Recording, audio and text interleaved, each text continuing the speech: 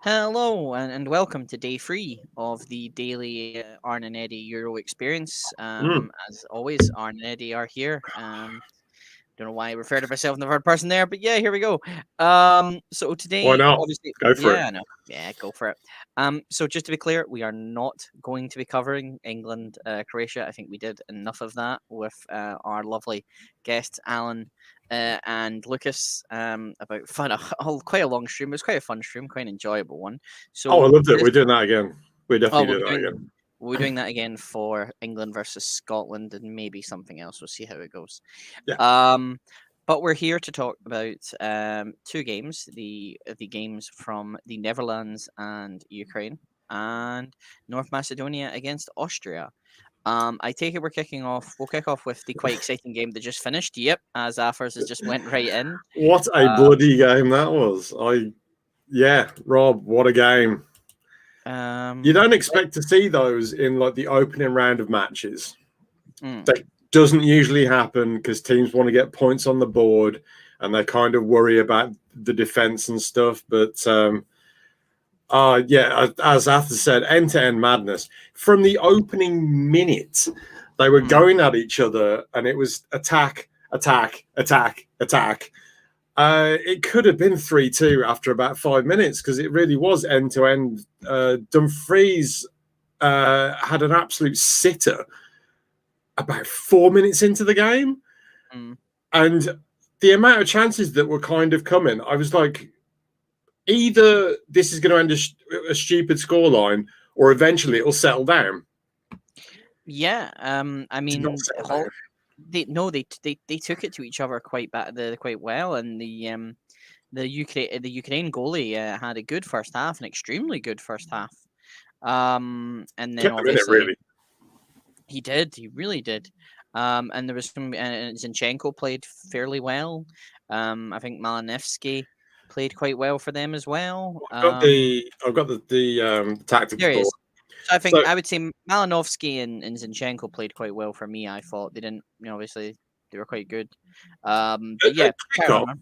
at kickoff, they were saying they've come in with a negative formation, the Dutch, and they're playing a 5-3-2. Mm-hmm. As soon as they kicked off, this happened, this happened, this happened, and they basically played a reverse Christmas tree, with De Vrij essentially being a libero. Dally Blind just wandered up into midfield at will. Timber half the time was up here. Van Arnold and Dumfries didn't even come back and defend. They were up here the whole game. They weren't wing backs, they were wingers. These boys in the midfield, I mean, De Roon did a lot of the tidying up. Wijnaldum and De Jong absolutely ran the game, I thought. Basically, Ukraine were just waiting for mistakes and they were trying to come back at them.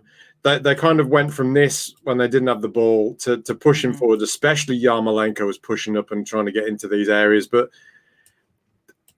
I can't believe how ridiculously attacking both teams went for an opening round group game. It was fantastic.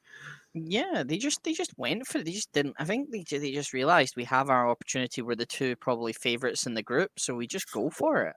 Full on Mighty Ducks. I think, yeah, I think Depay was a bit quieter. I think the two strikers of the Netherlands were quite quiet. So Depay was trying to do things, but he was trying to pick the ball up and then trying to get runs into these channels here with the ball, and it just wasn't happening for him. And it didn't really happen for him in the whole game, but he was trying.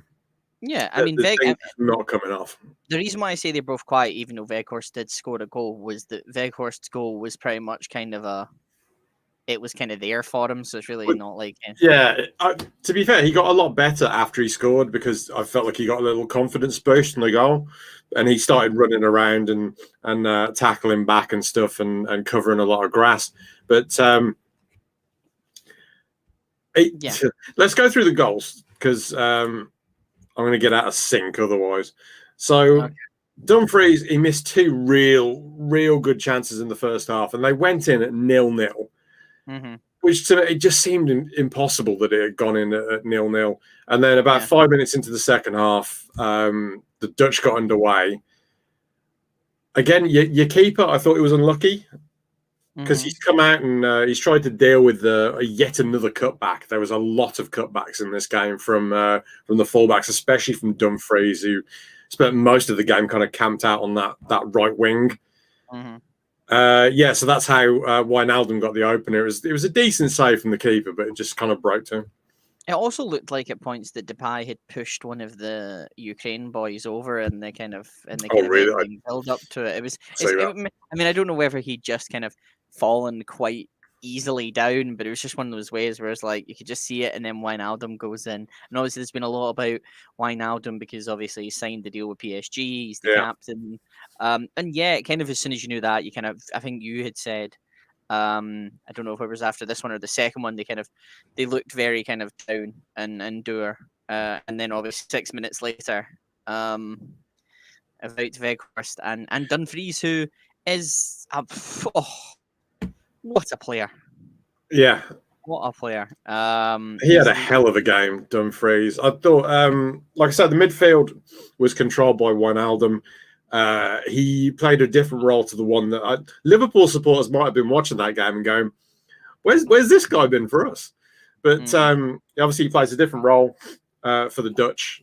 Far more aggressive, far more freedom. They didn't exactly go total football, the Dutch, but they did a lot of stuff where the tactics board up there. They did a lot of stuff where the players were kind of interchangeable. So if De Jong went charging forwards, Depay would be back there. If Wijnaldum was up here, then the players move around to accommodate him.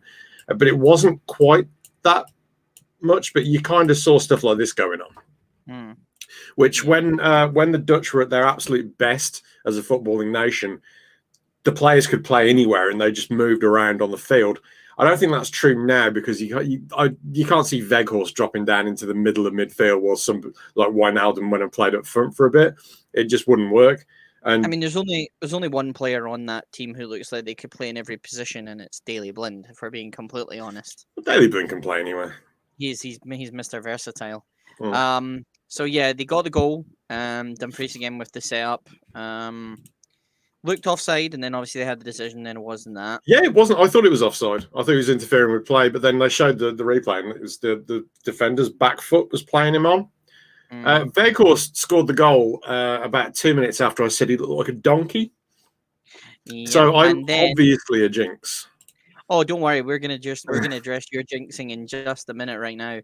And then at 21 minutes past 9, after the goal had went in, Arn tweeted in a group chat, and I said it was game over, wasn't it? I can't even remember what to... Yeah, you said, where is it? No way back for Ukraine.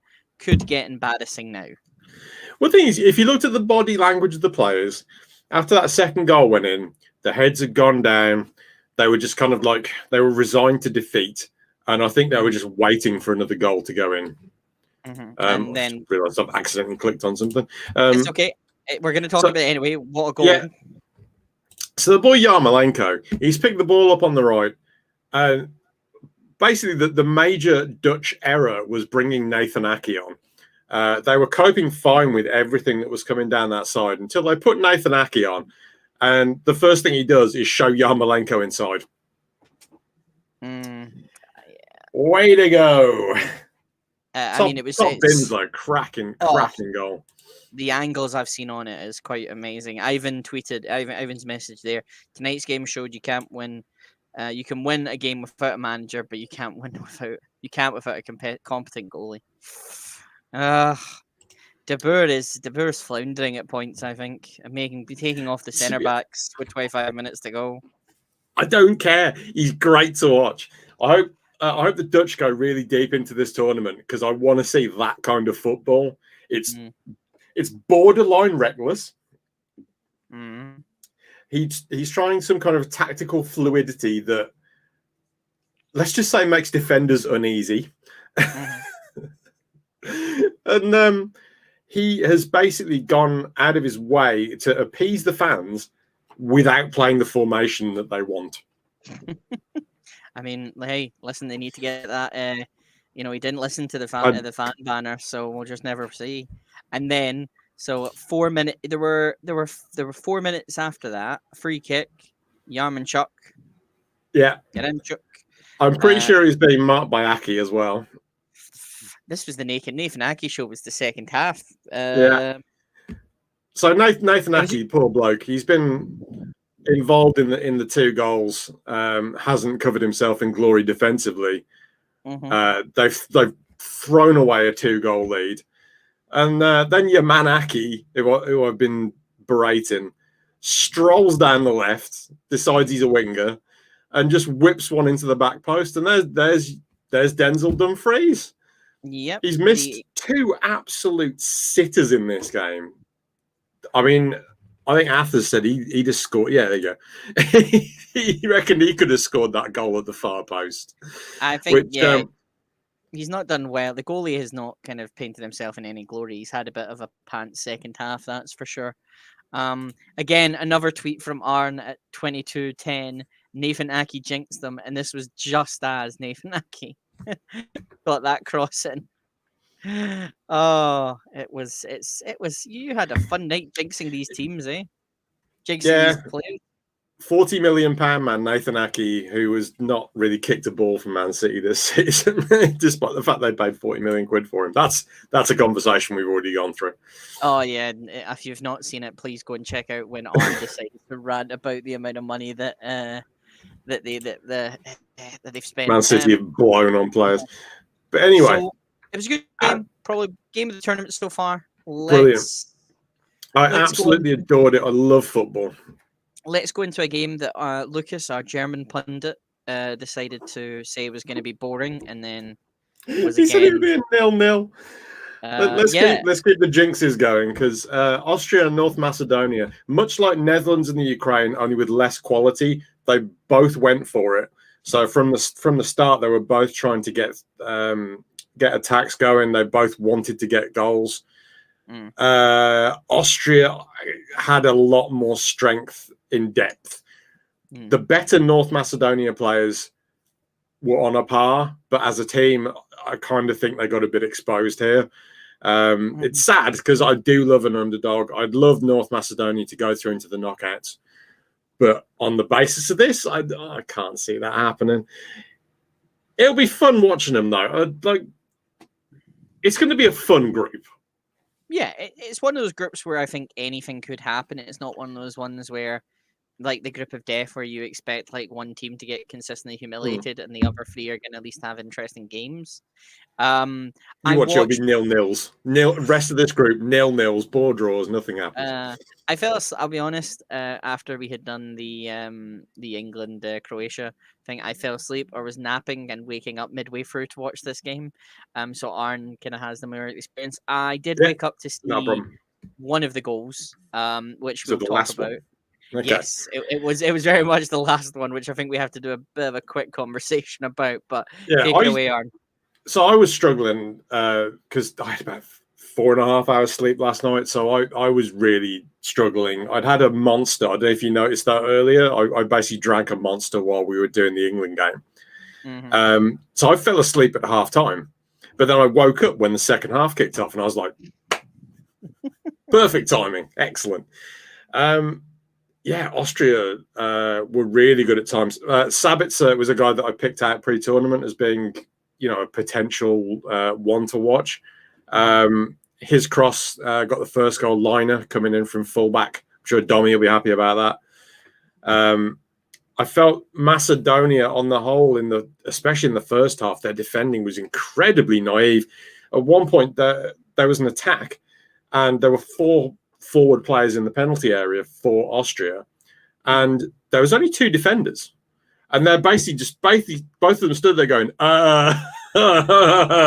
do I pick up? So their centre forward, the big lad, begins with an S. Sasa Kaladzic. So Kaladzic, that's the fella. He was basically completely free in the penalty area, and if he got a better touch, would have scored easily. But then they made a bit of a clanger at the back. The keeper come charging out for a through ball, ran into the opposition player. It just rolled loose, and Pandev had a tap in for 1-1. It wasn't undeserved, to be honest. If you've started Pandev in your fantasy team, well done, and very Mm. much kudos to you for having the Good shout. cojones to start a 38-year-old man. Chutzpah. Chutzpah. So yeah, that happened. I woke up for the second goal, which I thought was... That was a good goal. That was David Alaba. They weren't sure where he was going to play. Like when they were doing the preview for it, they were like, I think he's going to play on the wing, and they started playing at centre back. I kind of thought he was going to play on the left, but he ended up moving around. Sometimes he was playing the ball out from the centre at the back. Yes, as a libero. This is second libero mention of the night. Don't get me all Football Manager excited with all this libero mention. Oh, sometimes he was out there on the left. He was out there on the left with the goal. Fantastic cross. Absolutely took out the defence. It was one of those curling ones into the corridor of uncertainty. And Gregoric, he just got there ahead of the keeper. Keeper was unlucky. He was very close to it. But so that was 2-1. And North Macedonia, they tried, bless them, but they were looking very tired after that. As the second half progressed, they got increasingly stretched. It was a real struggle for them to keep up and keep in the game. And then your man Arnautovic came on and basically got, as Afra says there, a bit angry. Went round the keeper, scored. Ketspire. Remember Ketspire when he got so mad when he scored? He was kicking the advertising hoard in. Yep, I remember. Love it. And obviously, and the fact that Alaba is having to hold him back. That was when you look at the thumbnail, I'm going to put that picture in there so you can see it. I think it's clearly now. I think he's kind of made his point. Arnautovic should kind of start now. Kalajdzic's up front, 2 on the wings, maybe one of them being Arnautovic. I thought Kalajdzic did not do well for me. I think he's still got to grow into it. Obviously, as you said, if he had a better touch, I think he'll still probably get there. I think that's just my opinion. I didn't think Arnautovic was going to be sharp because he's been playing in China. You kind of feel like he's not been playing at the required level to compete in a major tournament. But he looked sharp when he came on. If he can play like that for 90 minutes, then I'd just play him up front. Like his finish was just pure quality. Ran the keeper, made it look easy. And this is the thing. This again, I'm just so excited to see what happens with that group. It seems like it's going to be quite fun. Guess what? Well, do you? I'm going to do this question and see if you can. So who's the next team? What's the next Euros game on? Who's playing in the next Euros game? Could it be anyone in particular? Probably some losers, some jobbers or something. It's a game. It's kicking off at 2:00 on a Monday, so it's going to be a game nobody cares about. Excuse me, an entire nation is going to be taking their lunch breaks. At that point, that's right. That's right. Scotland versus Czechia. Scotland versus the Czech Republic. We will not, because I'm unfortunately working. We will not be doing any kind of live stream of it, even though I would kill to do a live stream of it. We're going to wait until the week after and cover. England Just call in sick. You've got Euro fever. Oh, believe me, if I could, I would. And we're going to cover. So we're going to cover England versus Scotland live. That'll be fun. This is exciting. This is the night before Christmas. This is the night before Christmas. It has been so long. I hope they win. I would love us to win. I think depending on that squad and seeing what we put out, I just want to. I know. Lucas said it's in that whole "we're happy to be there." It really is, but it's like one of those moments where you just think anything could happen, one thing could happen, and we could do it. And we've done it against this Czech Republic team before. Yes, they're a beatable team. They're a beatable team. Yeah, and I mean, if you look at our games going into this, other than obviously, we beat Czech Republic 2-1 in September. We've not played them for I think I don't know whether that was with the I don't know whether that was with the thing or not. We won 1-0 against them as well. Who's doing this? I would love if they beat them. Yes, Kevin Rob, Key, I love it, Rob's mate. gone Love it. full Keegan in the chat. Yeah, we've beat them before. It's just a case of can we carry that form on? Like we had a 2-2 draw with Austria as well. So, I'm just so excited to finally do this. See, with Croatia, there was again as We Arn talked about went it for into 3 hours. we did. So go back and watch it because Arn makes some good points about how they changed their formation. But other than that, I say these are the quick updates. We're not going to take 40, 30 minutes. Yeah, We no, will be this back. will do. We'll be back tomorrow at 10 o'clock to talk about, Scotland, Czech Republic. Yeah, we're going to be right on the back of Spain versus Sweden. So when that finishes, we'll be here. We will be here. And we will see you then. Thank you very much. If you've not done so already, please like and subscribe. We got 50 subscribers, so thank you so much. 51. Scotland 251. Scotland 2-1 winners. Athers is in my heart. And we will speak to you all tomorrow. Bye bye.